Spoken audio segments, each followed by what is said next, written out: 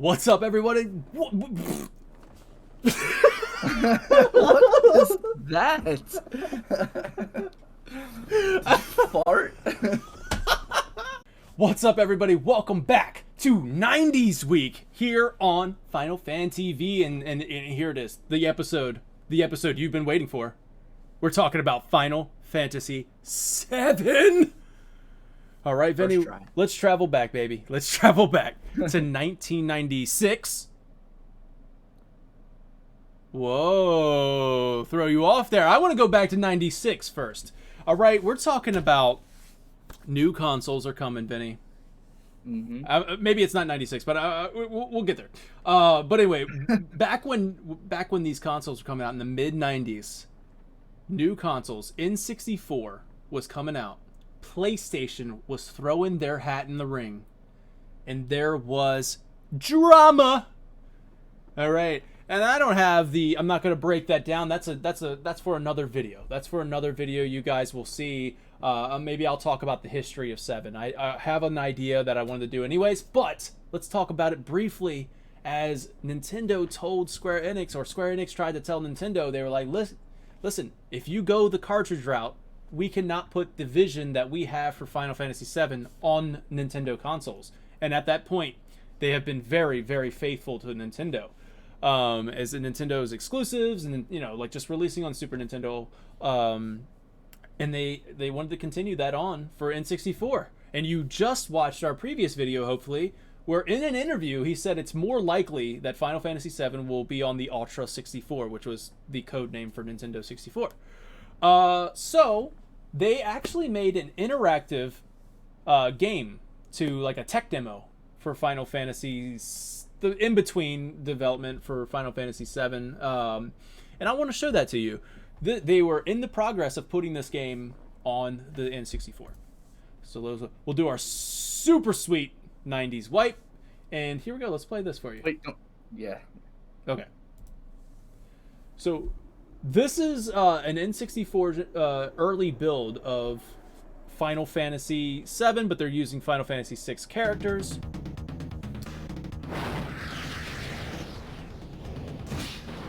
You can see that the camera transitions kind of, made their way over into 7 to make it more dynamic fighting and.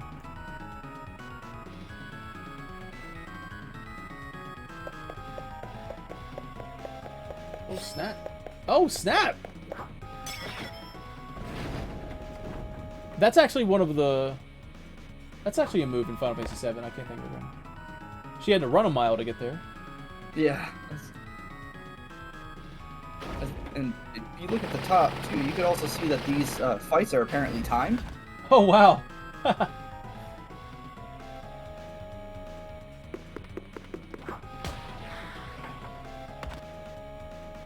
This is really cool. You can see that N64 aesthetic, too. The blocky characters. Yo, is that a stagger? I can't see. Is he staggered? No. I think that might say warning. It's really blurry on my end too, so.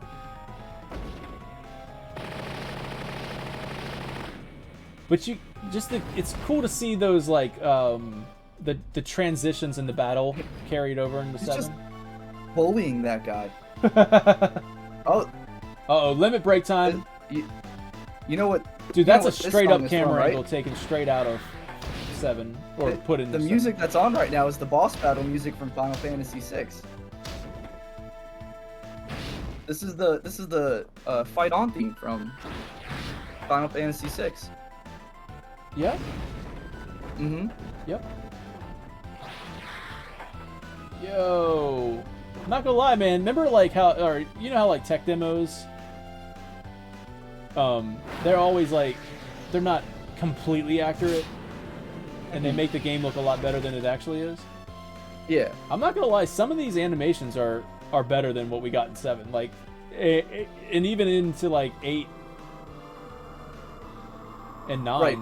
Like this is. But can you imagine back in 1997 making a game that was, and I'll admit it, littered with random battles, and and each make it. random battle looks like this. Yeah, yeah, true, very true, man. Like, I mean, it's possible for a tech demo, but this is also very ambitious for the time that it came out, especially for the console it was targeted for.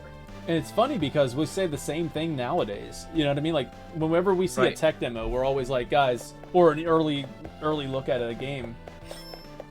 We're always like, guys, like, just keep in mind that, you know, it probably won't look like this. But this is, I'm loving like the animations and like the camera movement and the camera work here. Right. The battlefield does seem a little barren. Oh, for sure. I'm I thought I'm that was your inter- mouse. I was like, how do you have control of the mouse right now? no, it's not. Uh-oh. We calling in They- the summon?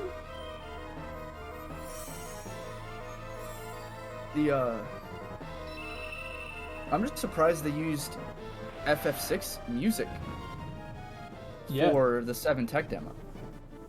Oh yeah, I mean this is like they're using 6 characters, 6 music. Like you got to think like 7 was probably in development, but this looks like Bahamut or Ramu. No Bahamut. Nope, Okay, Bahamut. okay. But they did the whole sky warp thing, and it looks like the model of Bahamut kind of carried over a little bit from this tech demo over into the 7. Maybe even some of these animations, dude. Oh. Yo.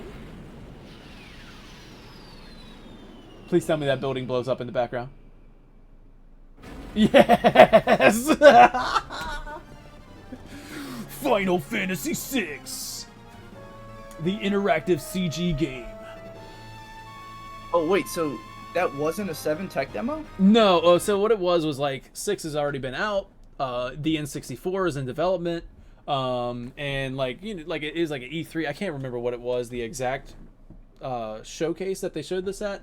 It might have been like a game developers conference. It might have been an E3 thing, but they're basically saying like, here's the build that we have for what Final Fantasy could be on the N64 on next generation consoles. Like they took all of their characters, like they were just like, we don't have 7 developed full enough to like make a 7 tech demo, but here's Final Fantasy VI characters and what it could look like on next generation consoles.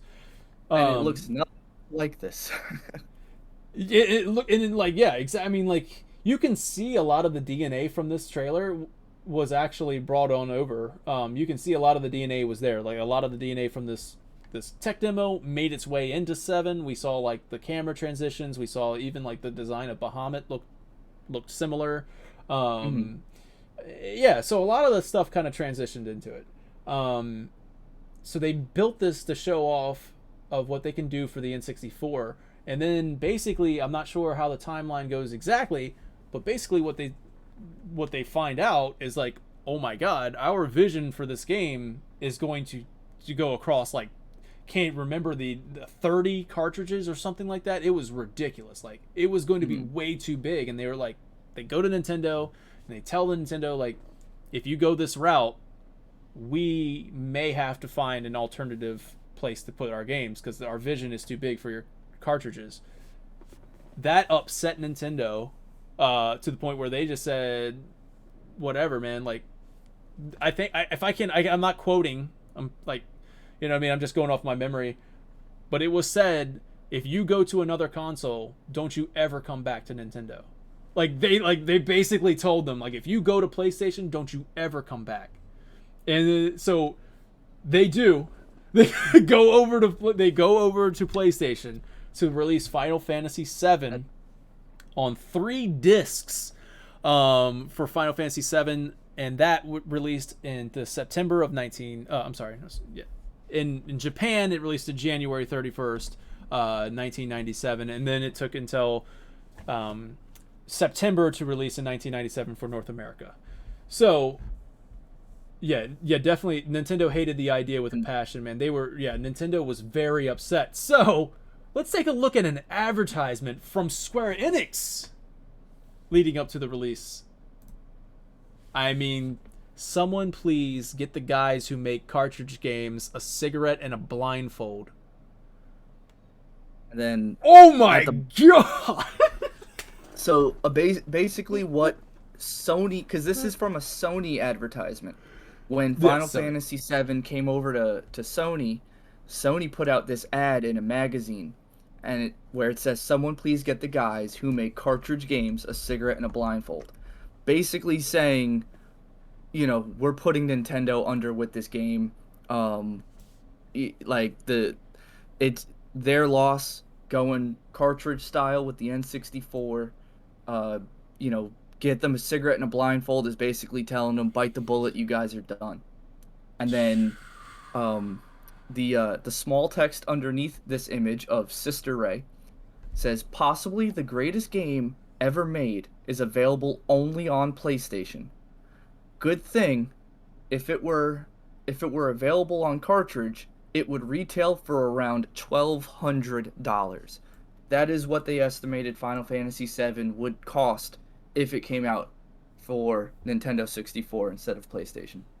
Dude, this kind of advertisement, this kind of console war mentality, I don't care what anybody says. I freaking love this.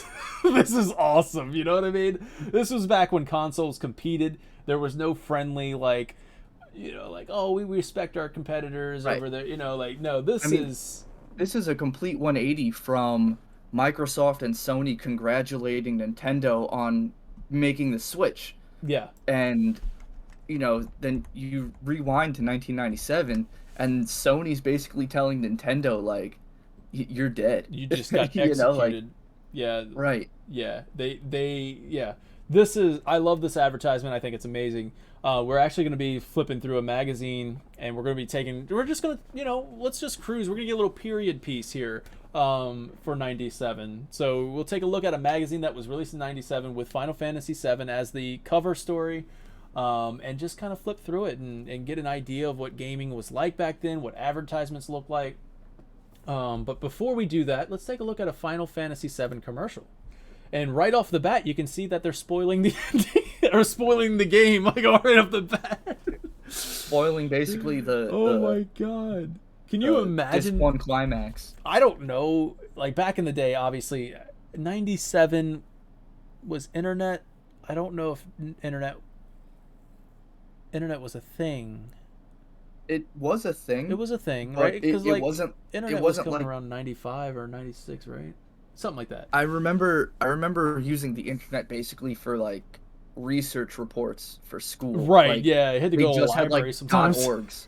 Right. Like they just had like mostly .orgs where you can just find information, but it wasn't used the way it's used now. You know.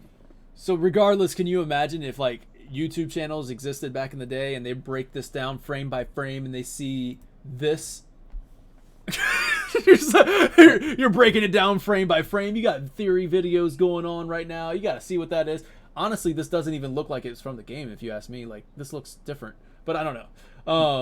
So you see this, you're like, oh my god, wait a second, that's a female body. Oh my god, Aerith is gonna die.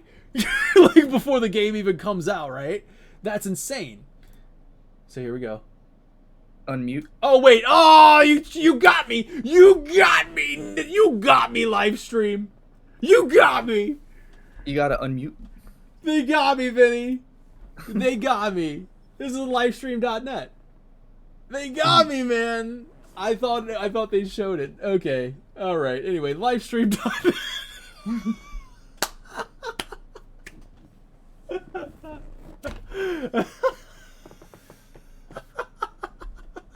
They got me, Vinny. They got me. Oh, I thought it was the trailer. Sorry, I thought you watched it before I sent it to you. Why didn't you say anything? I thought you watched it. Here we go. PlayStation. There he goes. You hear that classic? That classic. They do show it, actually, is what Drakey said. So we'll see. I have never seen it before. An evil empire is sucking the life force from the planet, destroying all that's in its path. That David Attenborough, the guy who does like the Green Planet documentaries? You survive. If he fails, you can always hit the reset button. Final Fantasy VII. PlayStation. You can always hit the reset button. Now, this video has multiple commercials. Okay, cool. Let's take a look at all of them. All right, so that one was good. If it is the guy from Green Planet, that's amazing. Just because of like the story of 7. Right. Beyond the edge of reality lies a story of ultimate conquest, a story of war and friendship, a story of a love that can never be, and a hatred that always was.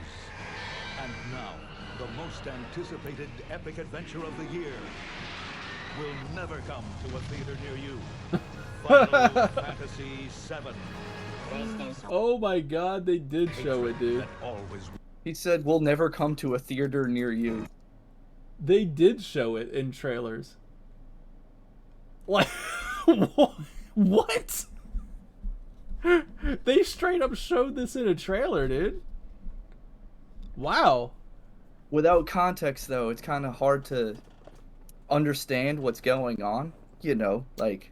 I mean, unless if you like, you want to take a water nap. I don't really like Cloud tucking her in. Oh, water nap. Water nap. Let me just tuck you in underwater real quick. Like, wow, man, they actually did show it. Or getting baptized. Yeah, I guess she could be getting baptized.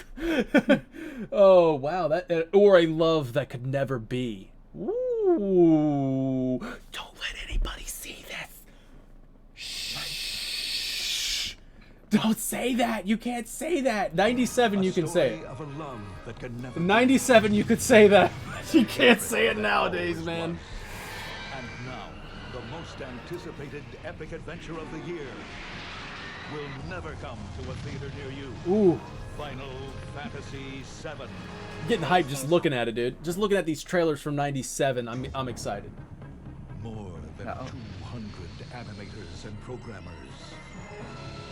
A multi-million-dollar production. Over 2 years in the making. And a cast of thousands. They said it couldn't be done in a major motion picture.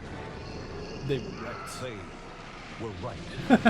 Final Fantasy VII. Yo, that's actually kind of cool. I love how they're using like all of the full motion videos, like all of the FMVs, and like none of the gameplay.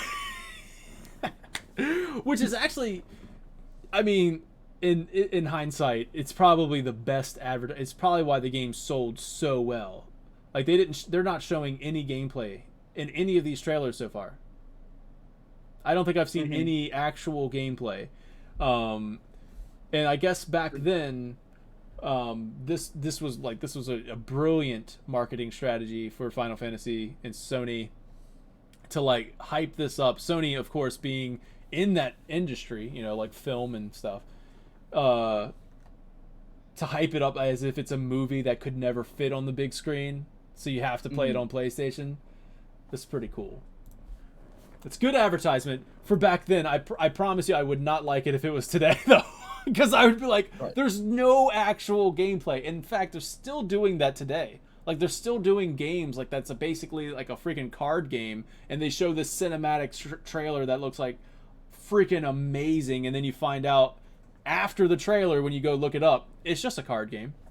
So, or what I hate the most is like, so for mobile games, for instance, you know, you'll watch an ad for a mobile game that you're like, that actually looks pretty fun. You know, like the mobile game where it's like, it just something like you have to collect these dots and then get through, like, you know, you have to have enough dots to make it through, or you got, or those games, I forget what game it is, but like you have to like pull the pins in a certain order. Oh to yeah, allow, like, I've seen the that. water and the lava to mix together, so it creates a platform. And then you're like, oh, you know, I like that kind of puzzle game. And then you go to like download it, it's free, and you go to play it, and it doesn't have that at all. It's absolutely nothing like the advertisement. And it's like, how do they get away with that? I didn't know that. No, I've seen that advertised 100 times. But, yeah, well, I can promise you that isn't in the game at all. It's like a civilization building game. Well, thankfully, these amazing full motion videos are in Final Fantasy VII. So you do get that at least. Like you do get these cool Right. full motion videos. Those CG cutscenes back then were groundbreaking. You're absolutely right, Blocksheet. Like back then, seeing this was just mind blowing. And I remember thinking to myself when I played this game, I was like, can you imagine a video game looking like this? Playable? And now it's like, what? I remember looking at that, just thinking that, man, and it's just so cool to see the evolution of gaming. Oh,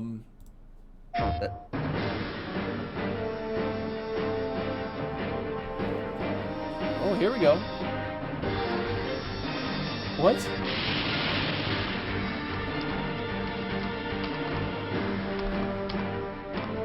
What is this? Oh, what?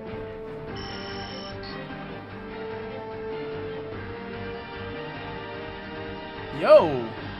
Aerith had blonde hair?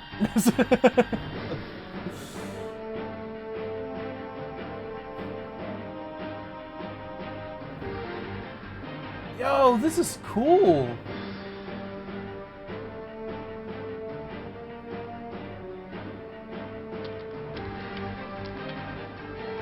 The Matrix. Final Fantasy VII 始動 That's actually really cool.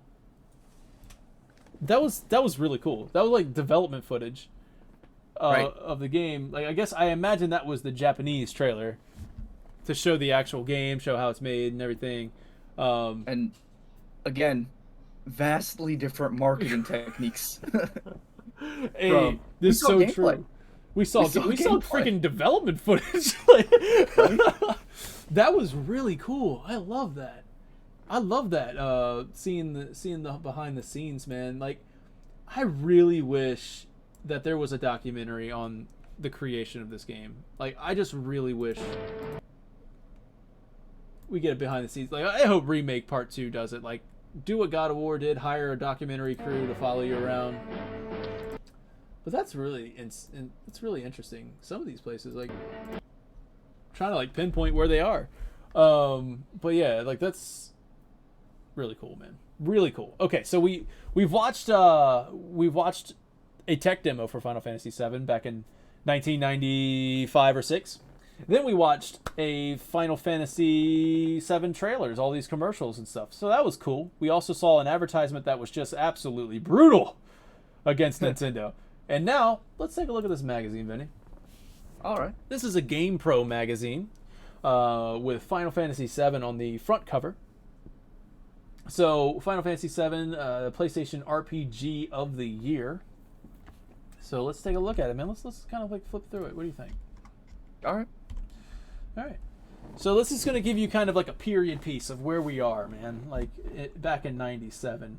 I remember back when NFL games had multiple games. Star Wars This game, Masters. dude, Terrace Kasi was a freaking fun game.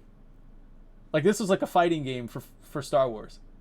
Yeah, it's like Mortal Kombat or Street Fighter. Yeah. For Star Wars. This was a really fun game. I loved it when Star Wars was just making games that were just like riffs on other games. Yeah, it's like what can we paint Star Wars over? They were like, But how it about a fighting game with Han Solo versus Boba Fett? I love it, dude. I love it. All right, so that was cool. Madden And 98. more football. Huh? More Creatures. football. Yeah, football. Yeah, more football. Now we have creatures. Mm-hmm. Fantastic It's Four. clobbering time. So one Here thing we that have I a want to little point. bit Oh, okay. Go ahead. Yeah.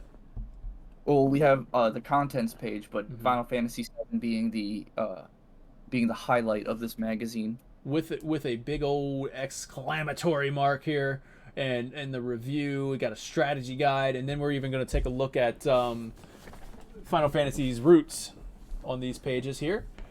So one thing I want to point out here is every advertisement is going to have this attitude punch to it as their call to action. It's something I like. This is just me, right? Like I love advertisements. So going back and like learning what the era, the culture was like back then.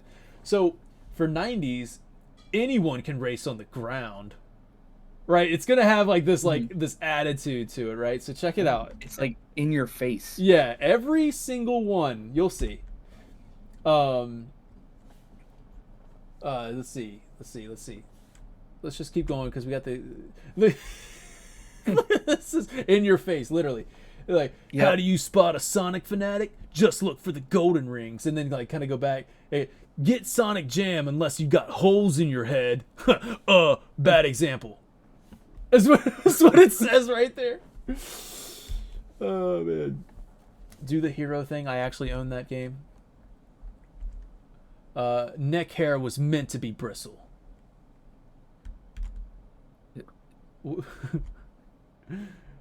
Alright, so just gotta flip through a little bit here. Let's taste the rainbow an old Skittles. Skittles commercial. Oh, wait, hold on, go back. Yeah. What magazine is this? This is Game Pro. Yeah, Game Pro. So, I remember flipping through my what was the it was Game Informer, right? Yeah. That came with your GameStop membership, right? That's It was that's Game right. Informer. Mm-hmm. Game Informer does this art, like fan art thing every month as well. I guess this is where they got it from? Yeah, I mean, like, magazines in general would do this a lot where people could submit their fan art.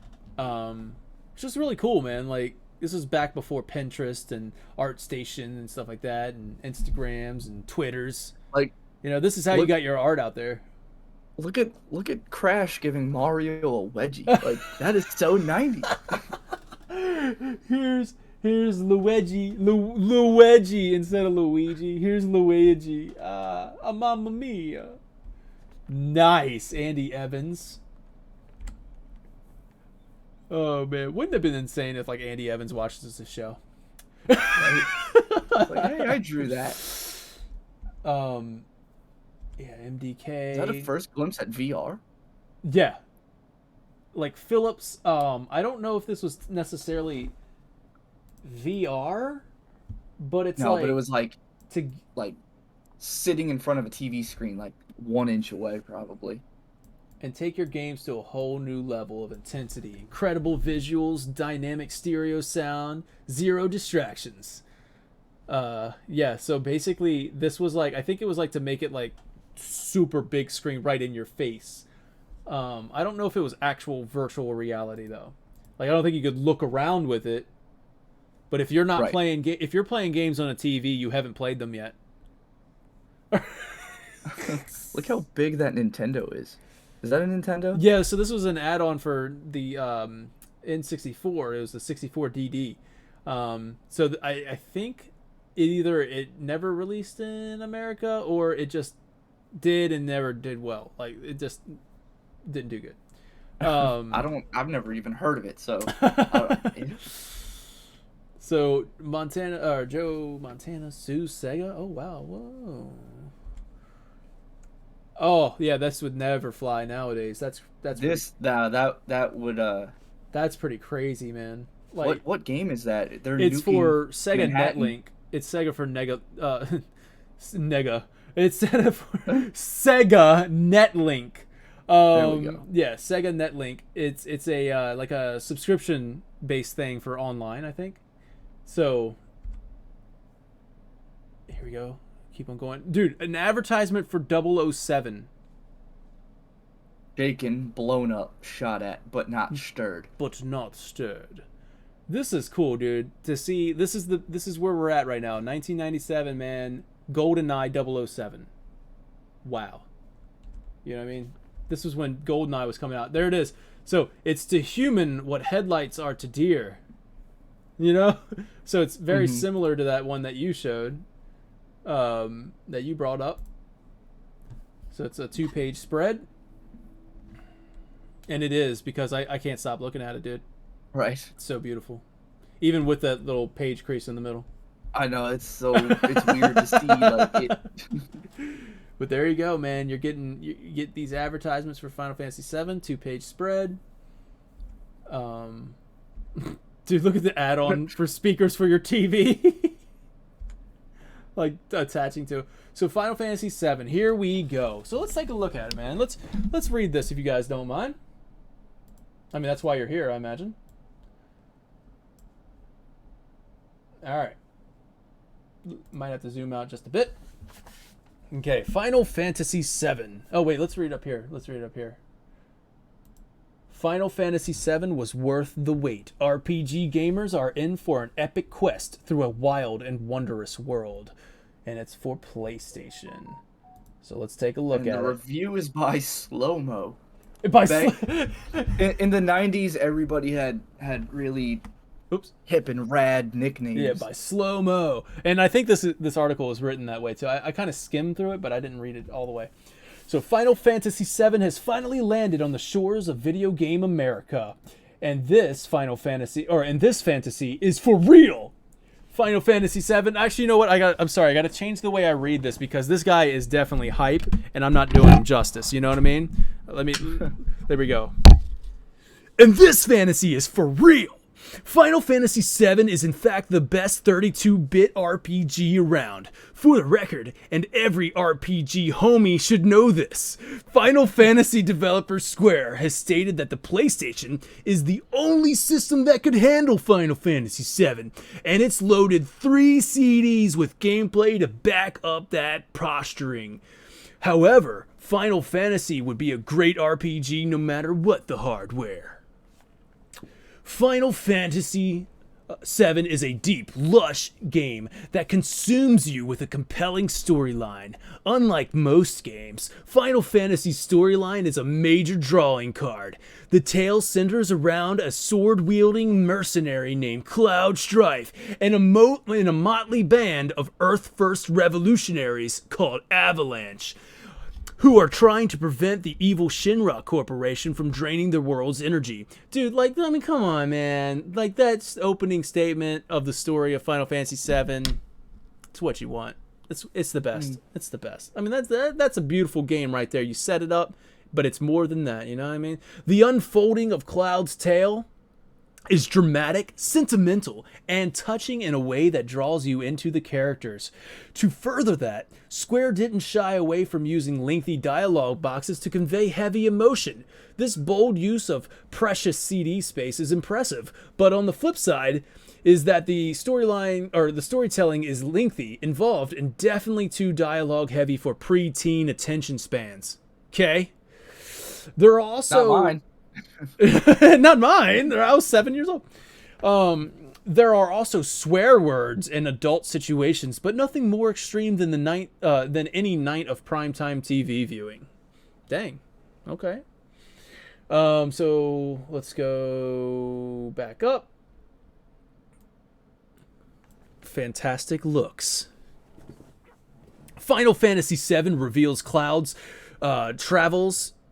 I believe that's travails via a series of sometimes stunning polygon rendered cinema scenes, excellently animated combat, and extensive character dialogue sequence.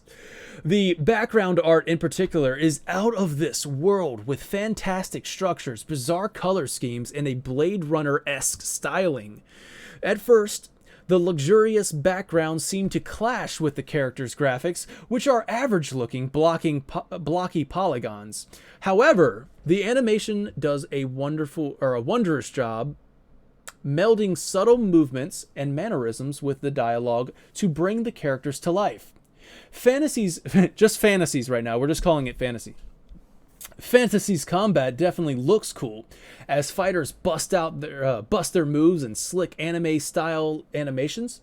There's also nightmares loads of monsters that all sport unusual designs. A murderous living house, man-zapping plants, and an ever-gross sewer king are just the beginning of Final Fantasy's malicious roster.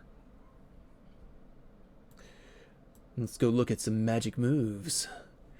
Final Fantasy's gameplay rocks, thanks to a nicely crafted interface that's smooth, slick, and fun.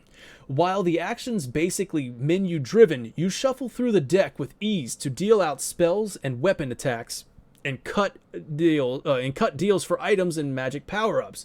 You also form parties, but here the characters in a party change according to the events in the story.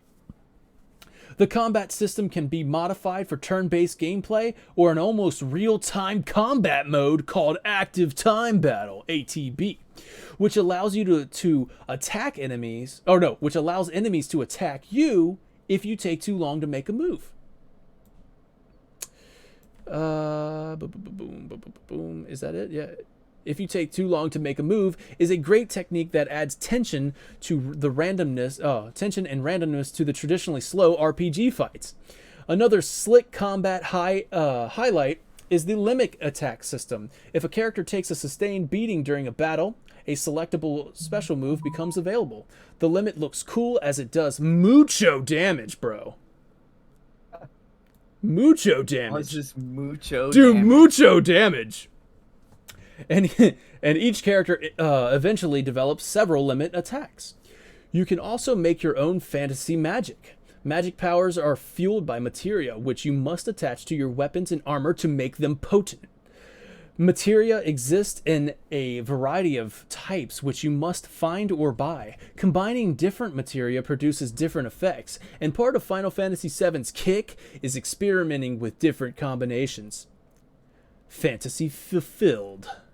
If you like to unleash your imagination on a huge, rich video game world for a few days, take this Final Fantasy VII definitely moves at a steady RPG pace, but it's time well spent.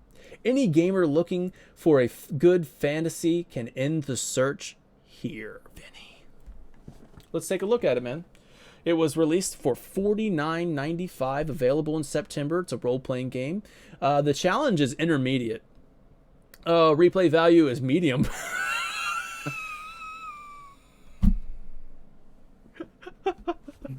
Medium. 25 years. So it's medium. It's I wouldn't say about 25 years it wouldn't be around. You know, I think everybody forget about it. Started talking like Mog there for a bit. Sorry. DeVito Mog. Yeah, about 20 years. I wouldn't give it about 5. Yeah, replay value is good, man. You play it maybe 1 or 2 times. So there you go, man. And you multiple views or in combat. I think, there was also they rated the game too, right? If we Yep, and we're gonna scroll down and take a look at the rating from GamePro. Let's take a look, man. I like some of these pro tips. They call them pro tips, but really they're kind of just like, things that you they're really the simple. Like check this one out. Like check this pro one. tip: buy potions. Sleeping at it or staying at an inn maxes out your party's hit points and then magic points. Yeah. All right. Pro tip. And that's a pro tip, dude. It's a pro tip, and guess what? I don't think I used inns in Final Fantasy VII all that much. Earlier Final Fantasies, yeah, but in 7, I don't think I really used inns too much, aside from when they were story relevant and you had to use them. Yeah. It sets up several harmless adult situations. Here, the dirty old man Don Corneo tries but fails to get his hands on Aerith. I like how the it says Aerith because the translation was off back then. So I said Aerith. Everyone thought it was. Oh well, because it is Aerith, isn't it? No, it actually says Aerith. It's my fault. Aerith. But yep. No. All wait, right, Aerith now, right here. In the attack. So Aerith is right there, and then in the this is interesting. Yeah, that's very interesting. That Aerith is the name, unless if like whoever reviewed this copy of the game, like specifically changed her name to Aerith because he knew, or whoever this was that reviewed it knew, the real name. The mistranslation, like you have to change this. Right, because it starts as Aerith. Right. But her name is supposed to be Aerith. But I'm thinking that maybe the person who played it didn't get their footage like this isn't his playthrough. I know, but it's still though, right? Because this is clearly the English version of the game, like cross slash healing wind. Mm-hmm. So Aerith meaning somebody knew the correct translation of the, because when the game gives you Aerith, it's Eris as the default. So yeah, the backspace, and then change it to the Aerith. That's interesting, man. And then it even made it into the magazine where people see Aerith, and then of course the name was Eris. Right. Very interesting. Yeah, Eris's Limit Break. Oh, okay. Well, let's take a look at some reviews. Let's see. There it is again. Aerith. What? Okay. Let's take a look at the reviews. Graphics, gorgeously rendered 3D cinemas and excellent combat animations push the graphics quality beyond that of any other RPG. Even the sharply angled polygonal characters come alive thanks to sweetly subtle body movements. You ain't kidding. I love it when it's sweetly subtle. Sound. The new age music is right on for the overall fantasy atmosphere. Even though the effects are minimal, they're timely and cute. Thinks they're cute. Menu-driven the menu gen. I think I've reached my time, dude. It's we're 2 hours in. The menu-driven interface is excellently I can't talk anymore. Excellently tuned, while the innovative materia magic system lets you experiment to create custom spells. Fun factor is also a 5.0, exploring a massive world, experimenting with spells and weapons, encounters with weird creatures, and a soap opera-ish storyline are a kick and a half. Final Fantasy VII has classic written all over it. It sure does, Vinny. Yeah, I think this article aged pretty well. October of 1997. So is there not like an overall score, or this is just this is your score system? Well, I mean, what do you think it's going to be? What do you think? Probably a 4.5. Wow, man. I think if it's, I think it's safe to say he gave it a 5 out of 5. Yeah, I think we're good. I think out of 10. What if it's out of 10? And then, I mean, he's gushing over it. I wonder what a 10 would be. Wow. And then they have a strategy guide afterwards to let you, and I think it walks you through like pretty much all of Midgar. The strategy guide. There is a Final Fantasy Forever section here that takes a look back at old games, and according to GamePro, back in this time, they gave by Scary Larry. By Scary Larry did this one. I told you, everybody had cool nicknames. Dude, we have Warrior of Hype and Fire Go Fighter, but like. That's not as cool as Scary They got Larry a rhyme, dude. Slow-mo. Apparently it's got a rhyme because you have Slow Mo and Scary Larry. We need to have like better we'll figure it out, man. I